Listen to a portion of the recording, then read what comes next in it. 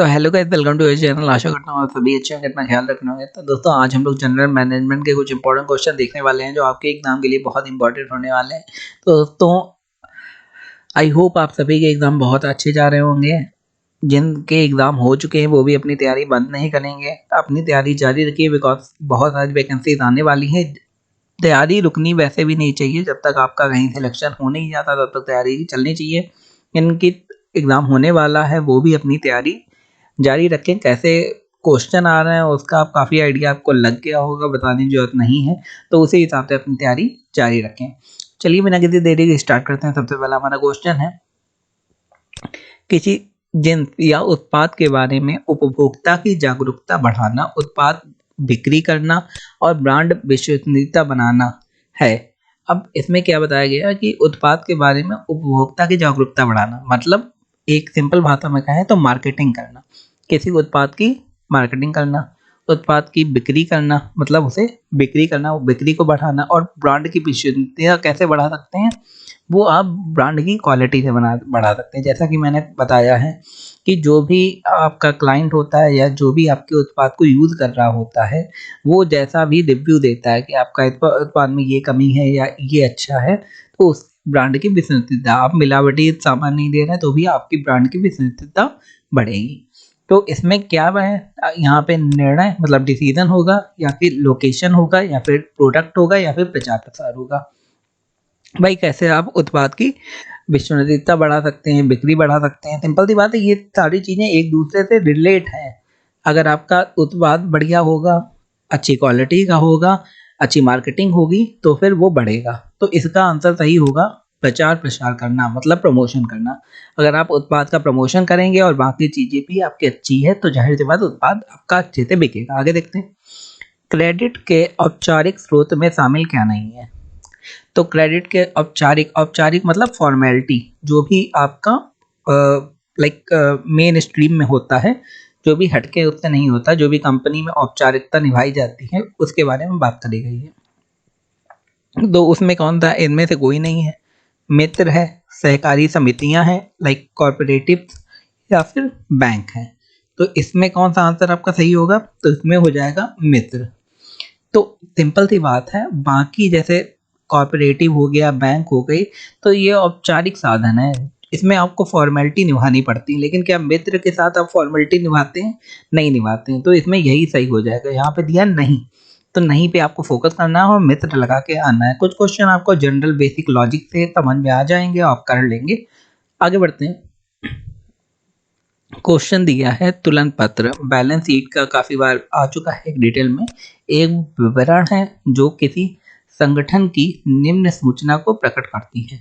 तो balance sheet जाहिर सी बात है एक विवरण है, और उसमें कौन सी सूचना होती है बैलेंस शीट में, ये पूछा गया। तो सबसे पहला है ऑल ऑफ दी, सारी सूचना होती हैं।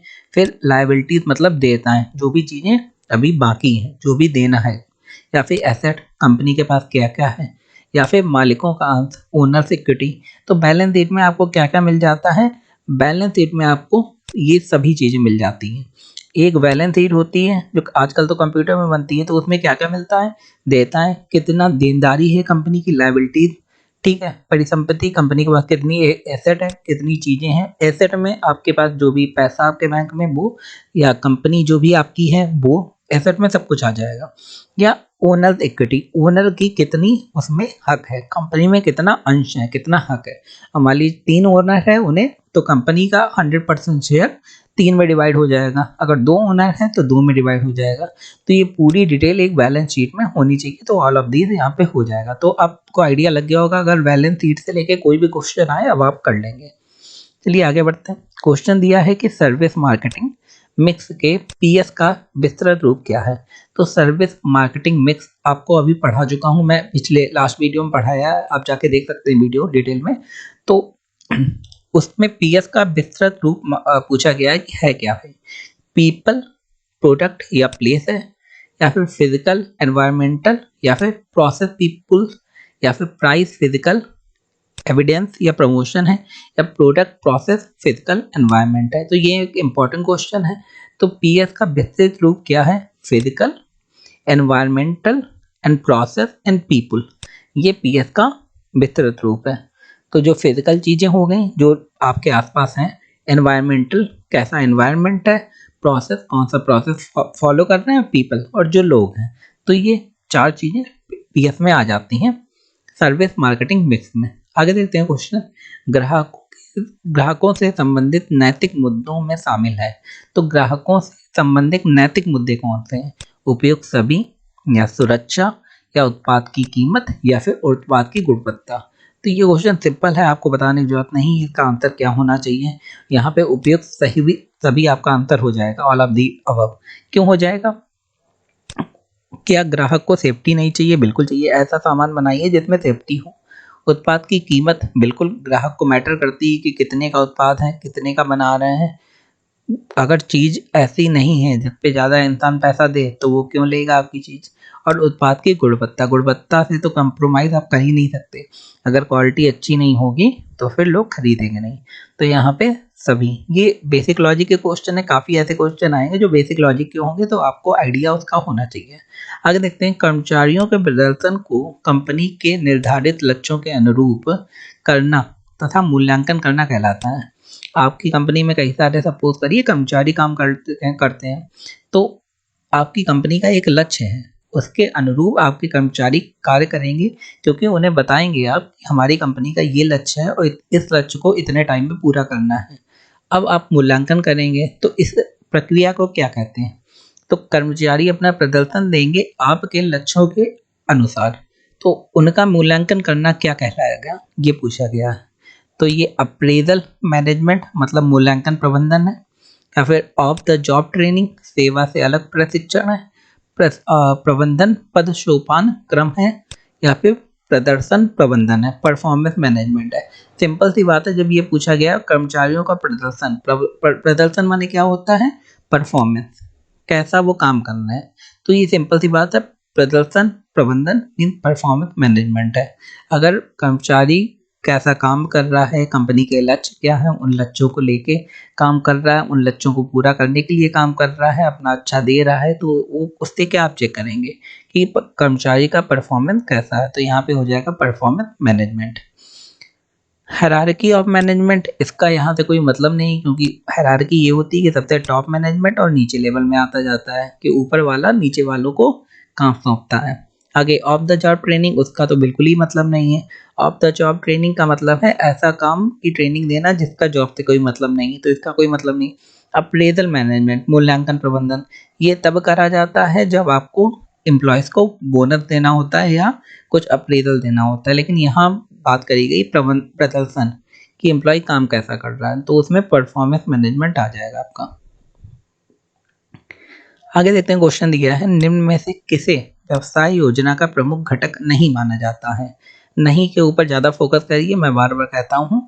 तो व्यवसाय योजना, जो भी हम लोग व्यवसाय के लिए योजना बनाते हैं, उसमें प्रमुख घटक कौन सा नहीं है, आपको पढ़ेंगे आपको समझ में आ जाएगा।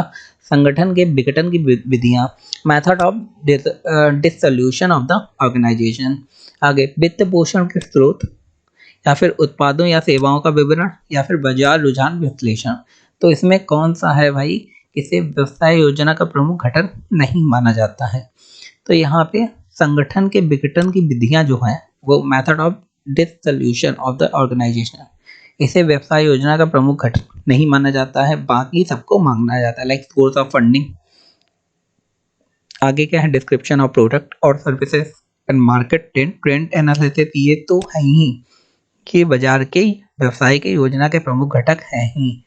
बाकी खाली method of dissolution of the organization, संगठन के विघटन की विधियां, जाहिर सी बात है व्यवसाय की योजना का प्रमुख घटक नहीं है। आगे देखते हैं, एक पारंपरिक उत्पादन आपूर्ति श्रृंखला का क्रम क्या है? पारंपरिक उत्पादन मतलब जिस ढंग से आप उत्पादन कर रहे हैं उसी का क्रम पूछा गया है। तो इसमें क्या क्या दिया गया, आपूर्तिकर्ता भंडारण, उत्पादन भंडारण, वितरण, रिटेलर ग्राहक। तो ये है एक। इसके बाद क्या है, आपूर्तिकर्ता भंडारण, उत्पादन भंडारण, रिटेलर, वितरण ग्राहक, या फिर आपूर्तिकर्ता भंडारण, उत्पादन भंडारण। तो इसमें हमारा जो पहला है वो हमारा करेक्ट हो जाएगा। पहला क्या है, आपूर्तिकर्ता भंडारण, उत्पादन भंडारण, वितरण, रिटेलर और ग्राहक, वितरण पहले आता है, रिटेलर बाद में आता है और ग्राहक जाहिर सी बात सबसे लास्ट में आते हैं। तो ग्राहक तो सभी में लास्ट में है, लेकिन वितरण और रिटेलर में अगर आपको कंफ्यूजन है तो जो वितरण है वो आपको, वितरक है वो पहले आएगा, उसके बाद रिटेलर आएगा।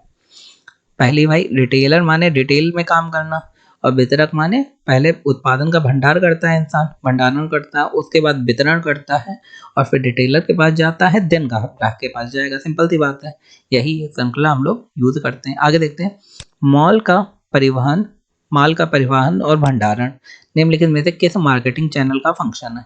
जो भी सामान है उसका परिवहन और भंडारण, मतलब उसे एक जगह से दूसरी जगह तक ले जाना और उसे कहीं पे भंडारण करके रखना, कौन से मार्केटिंग चैनल का फंक्शन है? मीन कौन सी मार्केटिंग चैनल का ये भाग है, ये पूछा गया है। तो इसमें भौतिक वितरण है, या मिलान है, मैचिंग है, या कॉन्टैक्ट है, संविदा है, या फिर बातचीत है। सिंपल सी बात है, आपको बताया गया परिवहन करना है माल का और भंडारण करना है। तो ये फिजिकल डिस्ट्रीब्यूशन हुआ कि नहीं? फिजिकल वितरण मतलब सपोज करो यहाँ पे माल बन रहा है कंपनी में, अब ये अलग अलग जगहों पे जाना है जहाँ पे इसका भंडारण होता है।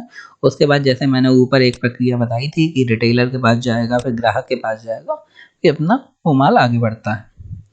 तो इससे आपको आइडिया लग गया होगा अच्छे से। आगे देखते हैं, गैर व्यावसायिक उपयोग के लिए अंतिम उपयोक्ता को सीधे उत्पाद बेचने के लिए प्रयुक्त गतिविधियों का संकलन क्या कहलाता है? यहाँ पे लिखा है गैर व्यावसायिक उपयोग। गैर व्यावसायिक उपयोग क्या होते हैं? ऐसे उपयोग जहाँ पे व्यवसाय का काम नहीं है, जहाँ पे धंधे का काम नहीं हो गया, के लिए अंतिम उपयोक्ता को सीधे उत्पाद बेचना। मतलब सपोज करिए ये कंपनी है और ये अपना सामान सीधे ग्राहक को दे रही है, उसमें जो भी गतिविधियां संकलित करती हैं उसे क्या कहते हैं? तो ये आपके में थोड़ा थोड़ा आइडिया आपको लग रहा होगा। एक तो होलसेलिंग हो गई, होलसेलिंग आपको पता है एक साथ कई भारी मात्रा में चीज़ों को बेचना। इंटर मॉडलिंग हो गई, रिटेलिंग हो गई, या फिर डिस्ट्रीब्यूशन ऑपरेशन, वितरण प्रचालन। तो वितरण में तो वितरण करते हैं, तो यहाँ पे एक डायरेक्ट ग्राहक को नहीं दे रहा है, तो इसके लिए डायरेक्ट रिटेलिंग हो जाती है, जैसे आपने सुना होगा रिटेल मार्केटिंग। तो उसी को ये कहते हैं कि गैर व्यावसायिक उपयोग के लिए, मतलब व्यावसायिक उपयोग नहीं, गैर व्यावसायिक उपयोग के लिए अंतिम उपयोक्ता को सीधे उत्पाद बेचना। इसमें जो भी गतिविधियां का संकलन होता है वो होता है रिटेलिंग, रिटेलिंग कहते हैं। आगे देखते हैं, अमूर्तता मीन अदृश्यता, दिखाई न पड़ना, खराब हो जाने का गुण, या फिर परिवर्तनशीलता और पृथक न किए जा सकने वाला गुण, विशेषताएं होती हैं। भाई पहले क्या है? अदृश्यता, आपको ऐसी चीज है तो आपको दिख नहीं रही है।